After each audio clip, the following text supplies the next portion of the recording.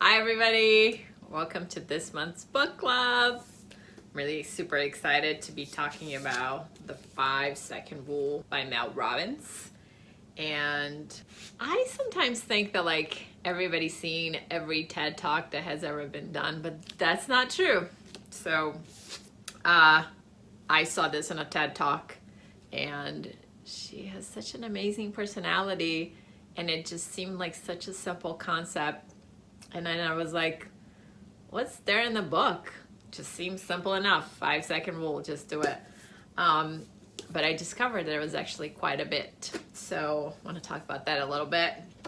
I'm Sgrott with Organizing Maniacs, and we are a professional organizing company in the DC metro area, and we specialize working with clients with brain-based challenges. So the majority of our clients have ADD, ADHD, OCD, and hoarding tendencies.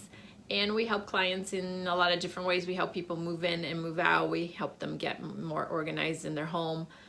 We have an accountability program. We coach entrepreneurs. We do all kinds of things to help people be more productive when they have some non-neurotypical brain wiring. So I also write a summary book club. So if you're interested in getting a copy of it, you can sign up for it somewhere below.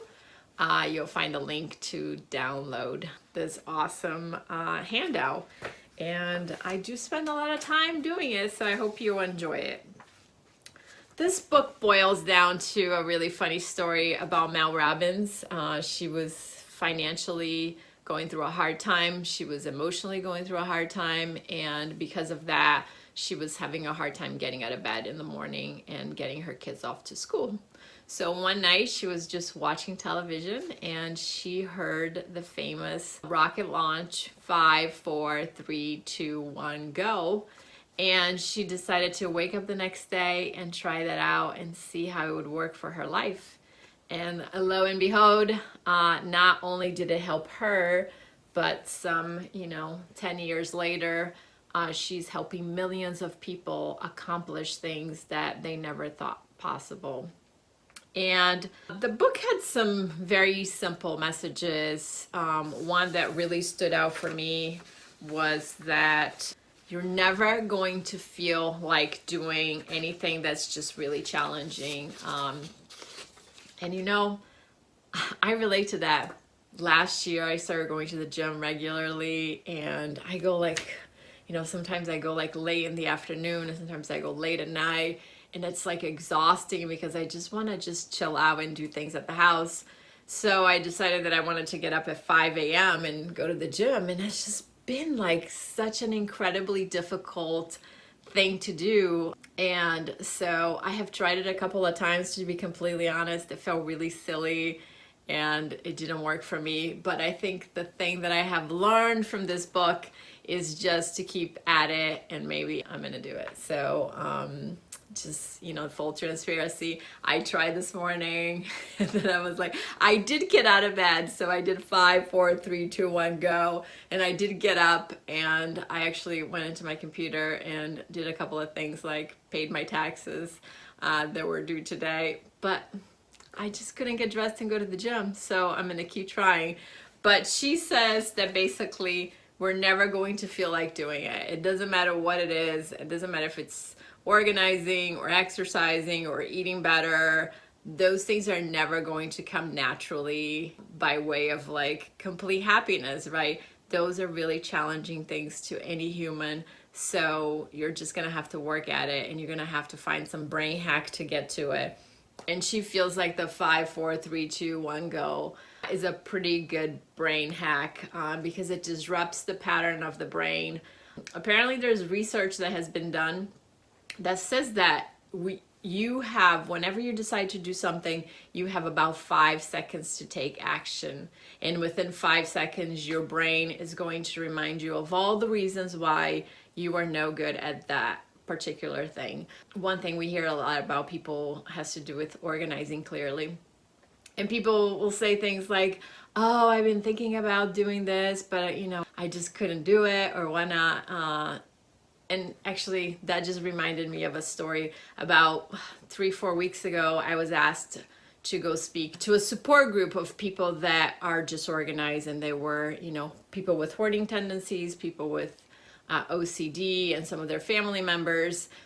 And it was a pretty large group of people, and at the end of my presentation, there were at least 5 people that came to me and said, oh, I'm fully aware of your company, Organizing Maniacs, and I'm fully aware of you. I saw you speak at the ADHD International Conference before, and I've had your business card for years, and I've been thinking about calling you, and I just never seem to do that.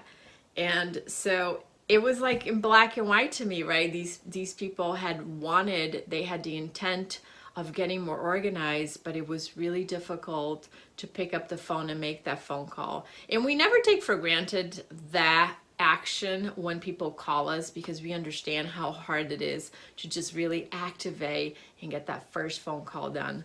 But the truth is that you're never going to feel like it if you are just sitting around thinking like, one day I'm going to feel like it and I'm going to get more organized, or I'm going to be more productive. Here's the bad news: it ain't going to happen. So take action. 5, 4, 3, 2, 1, go. Tomorrow, take action. The other really cool thing that I learned in this book is about our sleep cycle. And I've been very fascinated by sleep cycles for a while now. There's a book that I absolutely love, which is The Power of When. I have done a book club on that if you're interested in watching that video. But it talks about your body clock and your energy. And she talks about sleep cycle from the perspective of using the snooze button quite a bit. So what she's saying is that whenever you snooze, you start a new sleep cycle. But what happens is a sleep cycle is about 90 minutes long, and you don't have an hour and a half time to go through the whole sleep cycle. So you're just going to start the sleep cycle, you're going to sleep for 10 to 15 minutes more, and then you're abruptly going to get another, buzzard from your alarm clock, and that's going to disrupt that sleep cycle, giving you sleep inertia. And what that does is it's going to make you feel sluggish. And that sluggishness can last up to 4 hours. So the extra 15 minutes of sleep that you think you're going to get that's going to make a difference is actually going to blow off your entire morning as you're trying to recoup and wake up from your sleep inertia. I had never thought about that, but I have on occasion done that. I just just go back to sleep for another 10 to 15 minutes. And it does take me a real long time to wake up. So I thought that was really interesting how she talked about the book. And the other really cool thing that I learned from this book is that we think that we make decisions based on logic, but that's not the truth at all. The truth is that we make decisions based on how we feel. So we think about it, we have a feeling about it, and then we go about actually making the decisions. And research shows that our feelings decide about 95% of the time what we do. So I thought that was pretty fascinating. So basically, the way to use the 5-second rule is the next time you feel like you want to do something, or if you have a goal, or if you have something you want to accomplish, and the moment you say like, okay, I'm going to make myself a smoothie instead of eating potato chips, right? You just 5, 4, 3, 2, 1, go, start making your smoothie. Otherwise, your brain is going to lead you to eat potato chips. So basically, stop thinking. That was what the whole book was about.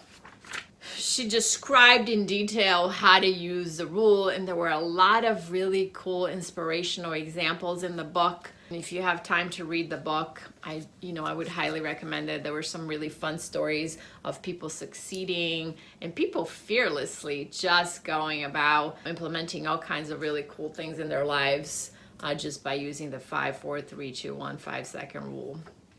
One of my favorite quotes in the book, it was, "It's not the big moves that define our lives. It is the smaller ones that matter."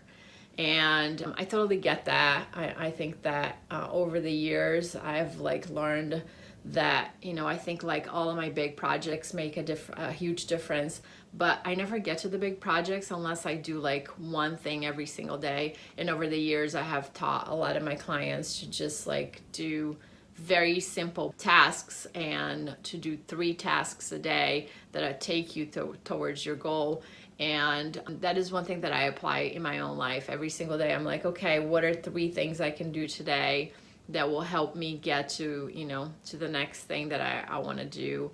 I did not go to the gym at 5 a.m., but I did go to the gym right before I made this video. So I still ended up going to the gym. It just wasn't an ideal time. And now I'm making a video kind of late, which is all right because, you know, once again, you know, life doesn't stop for the book club. It keeps going. I feel like this deadline comes really fast every single month. But anyway, so I don't want to spend like a million minutes talking about a really simple rule. The basics is that you're never gonna feel like it. So whenever you have something you want to get accomplished, take the 5-second rule, count backwards, 5, 4, 3, 2, 1, go, and just move your body, start towards your goal, and you'll be much more likely to accomplish something.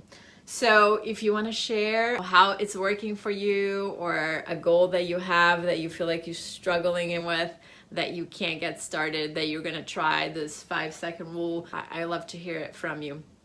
Anyway, I'm Chris Sgrott with Organizing Maniacs, and you can find us at organizingmaniacs.com. If you want my report, you can download it at Organizing Maniacs in our book club section.